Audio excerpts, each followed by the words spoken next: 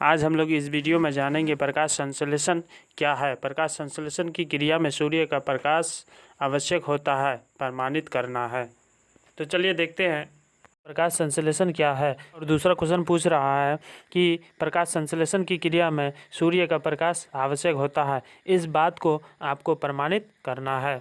इसमें दो क्वेश्चन दिए गए हैं जिसमें हम लोग प्रयोग के माध्यम से सिद्ध करेंगे। तो सबसे पहले हम लोग देखेंगे कि प्रकाश संश्लेषण होता क्या है। यहाँ पर लिखा हुआ है प्रकाश संश्लेषण एक जटिल जैव प्रक्रिया होती है। जो प्रकाश संश्लेषण होता है वह एक प्रकार का जटिल जैव प्रक्रिया होती है जिसमें सभी हरे पेड़ पौधे सूर्य के प्रकाश के उपस्थिति में अपना भोजन तैयार करती है। अभी हम आपको बताएं कि प्रकाश संश्लेषण की क्रिया तभी हो सकती है जब सूर्य का प्रकाश उपस्थित रहे, यानी कि सनलाइट उपस्थित रहे, तभी प्रकाश संश्लेषण की प्रक्रिया हो सकती है। तभी पेड़ पौधे अपना भोजन बना सकते हैं, अन्यथा बिना सूर्य के प्रकाश संश्लेषण की क्रिया नहीं होगी। और जब प्रकाश संश्लेषण की क्रिया नहीं होगी, पेड़ पौधे अपना भोजन नहीं बना सकते हैं, तो हम लोग लिखेंगे कि प्रकाश संश्लेषण वह जटिल प्रक्रिया है जिसमें सभी हरे पेड़ पौधे सूर्य के प्रकाश के उपस्थिति में अपना भोजन बनाती है, जिसे प्रकाश संश्लेषण कहा जाता है।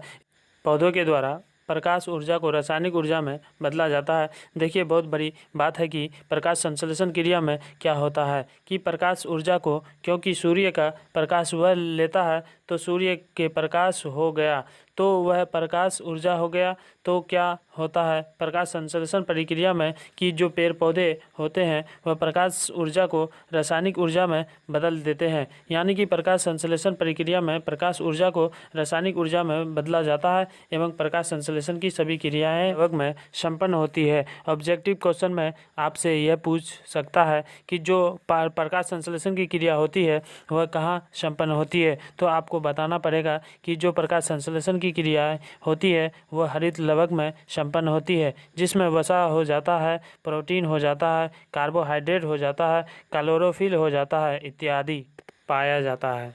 तो आप लोग याद रखिएगा, प्रकाश संश्लेषण की क्रियाएं हरित लवक में संपन्न होती है, जिसमें क्या पाया जाता है हरित लवक में, तो हरित लवक में वसा, प्रोटीन, कार्बोहाइड्रेट, क्लोरोफिल इत्यादि पाया जाता है। एक बहुत ही ज़्यादा इम्पोर्टेंट रासायनिक सूत्र होता है प्रकाश संश्लेषण का, जो बहुत महत्वपूर्ण भी होता है, इसलिए आप इसे ध्यान से याद रख लीजिएगा कि प्रकाश संश्लेषण का रासायनिक सूत्र क्या होता है। इसी सूत्र के द्वारा जो होता है पेड़ पौधे अपना भोजन बनाते हैं। अब ये मत समझ लीजिएगा कि सूत्र का प्रयोग करते हैं उसके बाद ही भोजन बनाता है। इसमें आपको सिर्फ इतना बताया गया है कि किस प्रकार से कैसे अभिक्रिया होती है कि पेड़ पौधे भोजन बनाते हैं। देखिए, आपको रासायनिक सूत्र इस तरह से दिया हुआ रहेगा कि 6CO2 + 12H2O, ठीक है, 6CO2 + 12H2O, लेकिन दोनों मिलकर के अभिक्रिया तभी करेगा जब सनलाइट और क्लोरोफिल दोनों उपस्थित रहेगा। बिना सनलाइट और बिना क्लोरोफिल का हम आपको बताएं कि प्रकाश संश्लेषण की प्रक्रिया नहीं हो सकती है, इसलिए 6CO2 + 12H2O और साथ में सनलाइट और क्लोरोफिल रहना चाहिए, तभी अभिक्रिया होगा, बनाएगा C6H12O6 + 6O2 + 6H2O। यह प्रकाश संश्लेषण यानी कि जो पेड़ पौधे अपना भोजन बनाते हैं उसका यह रासायनिक सूत्र होता है, जो कि हमेशा एग्जाम में पूछा जाता है। यह एग्जाम की दृष्टिकोण से बहुत अधिक इम्पोर्टेंट होता है। अब देखिए, आपका पहला नंबर क्वेश्चन तो हो गया जिसमें आपसे पूछ रहा था कि प्रकाश संश्लेषण की प्रक्रिया क्या है। अब दूसरा क्वेश्चन उसमें पूछ रहा है कि आपको यह प्रमाणित करना है कि प्रकाश संश्लेषण प्रक्रिया के लिए सूर्य का प्रकाश की आवश्यकता होती है। तो यहाँ से हम लोग एक प्रयोग के माध्यम से इस बात को प्रमाणित करेंगे, सिद्ध करेंगे कि प्रकाश संश्लेषण में सूर्य की प्रकाश की आवश्यकता होती है। प्रयोग को प्रमाणित करने के लिए हमें सबसे पहले सामग्री की जरूरत पड़ेगी। वह सामग्री हो गया सूर्य का प्रकाश, दूसरा हो गया क्लोरोफिल, उसके बाद खनिज लवण और CO2 गैस। यह तो आवश्यक कच्चा सामग्री हो गया। चलिए, इसके बाद हम लोग देखेंगे, आप लोग इसे ध्यान से समझिएगा कि किस प्रकार से इसे सिद्ध करेंगे। उसके बाद देखिए, कह रहा है कि प्रकाश संश्लेषण की प्रक्रिया के लिए सूर्य का प्रकाश अति आवश्यक है। इस बात को प्रमाणित करने के लिए प्रमुख सामग्री की ज़रूरत पड़ेगी, जो सामग्री का लिस्ट आपके नीचे यहाँ पर दिया गया है। इस प्रयोग के लिए मतलब कि प्रकाश संश्लेषण की क्रिया के लिए सूर्य का प्रकाश आवश्यक है। इस प्रयोग को सिद्ध करने के लिए हमें कौन कौन से सामग्री सामग्री की ज़रूरत पड़ेगी। तो सबसे पहला नंबर की आप जो ज़रूरत पड़ेगी वह है गमला में लगा हुआ एक स्वच्छ पौधा। गमला में लगा हुआ एक स्वच्छ पौधा आपको लेना है। उसके बाद आपको एक काला कागज़ लेना है और एक क्लिप लेना है, जिसकी सहायता से हम काले कागज़ को उसके ऊपर रख कर साँट सके। उसके बाद आपको स्पिरिट लैंप और माचिस लेना है। स्पिरिट लैंप का काम होता है कि आग जलाना, जिसको कि बर्नर भी बोलते हैं। तो आपको एक स्पिरिट लैंप लेना है और माचिस लेना है।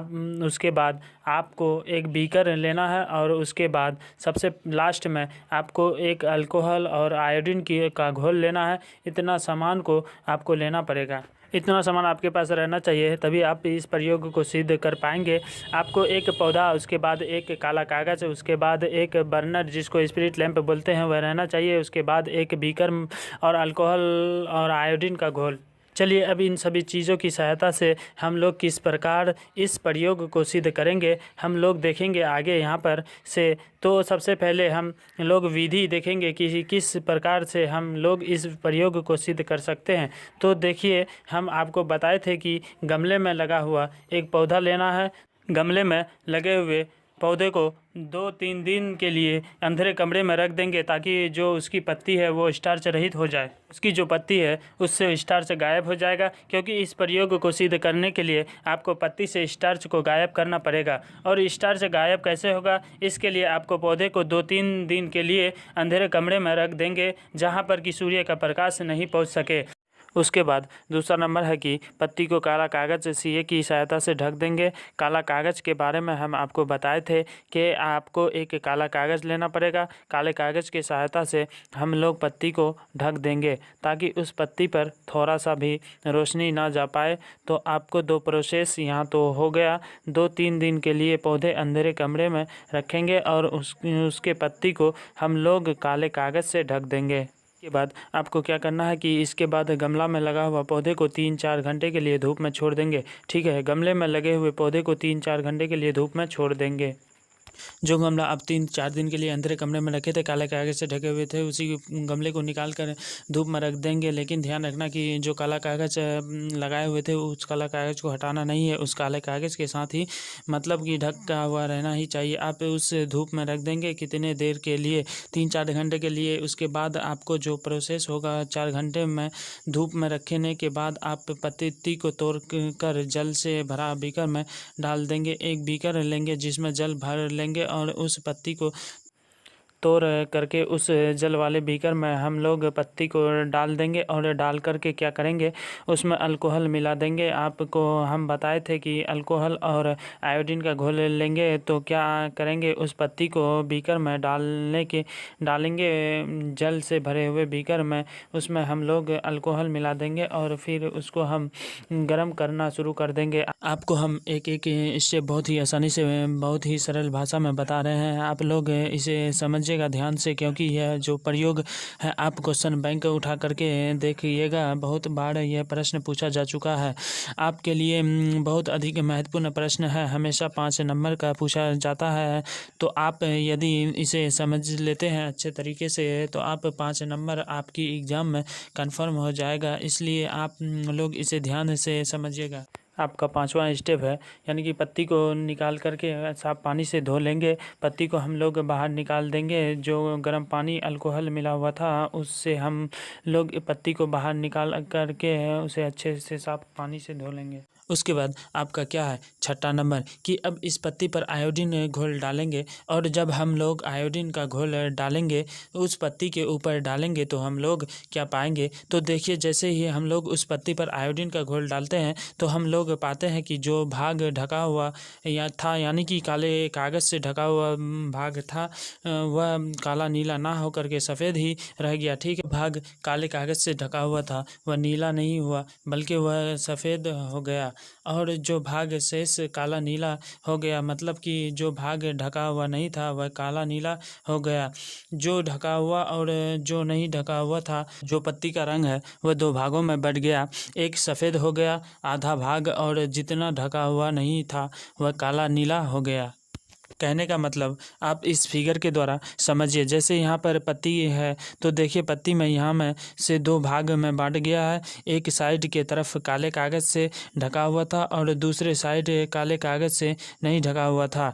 तो जिस तरफ काले कागज़ से ढका हुआ था उस तरफ पत्ती का रंग सफ़ेद हो गया और जिस तरफ नहीं ढका हुआ था उस तरफ पत्ती का रंग काला नीला हो गया। आपको इतना लिखने के बाद यह फिगर बनाना पड़ेगा। नीचे यहाँ पर एक स्टैंड लिया गया है, इसके नीचे आपको बर्नर से आग लगाना है। बीकर देख रहे हैं पानी और अल्कोहल मिला हुआ है। इसमें आपको पत्ती को पहले गर्म करना है, उसके बाद बाहर निकाल करके आपको यहाँ पर उस पर आपको आयोडीन का घोल डालना है। एक बीकर में हम लोग पेड़ पौधे लगाएंगे, इसका यहाँ पर एक ग्राफ बनाना पड़ेगा। इतना करने के बाद हम लोग इसका अब रिजल्ट देखेंगे, इस प्रयोग से क्या सिद्ध होता है। तो हम आपको अभी ऊपर में बताया कि आधा पत्ती का रंग बदल जाता है और आधा सफ़ेद हो जाता है और आधा काला नीला हो जाता है। तो इस प्रयोग से यही सिद्ध होता है कि प्रकाश संश्लेषण के लिए सूर्य का प्रकाश की आवश्यकता होती है। जो ये फ़ोटो आप यहाँ पर बनाए हैं, इसे फ़ोटो के नीचे लिख दीजिएगा कि अतः इस प्रयोग से सिद्ध होता है कि प्रकाश संश्लेषण के लिए सूर्य का प्रकाश की आवश्यकता होती है। बस यदि आप इतना लिख देते हैं तो समझिएगा कि आपको पाँच में से 5 नंबर मिलेगा। ऐसा नहीं कि 5 में से कोई आपको 4 देगा। तो आप यदि इतने अच्छे से लिखते हैं तो आपको 5 का 5 नंबर मिल जाएगा। और ध्यान रखिएगा, हम बार बार बोल रहे हैं, ये क्वेश्चन बहुत अधिक इम्पोर्टेंट है।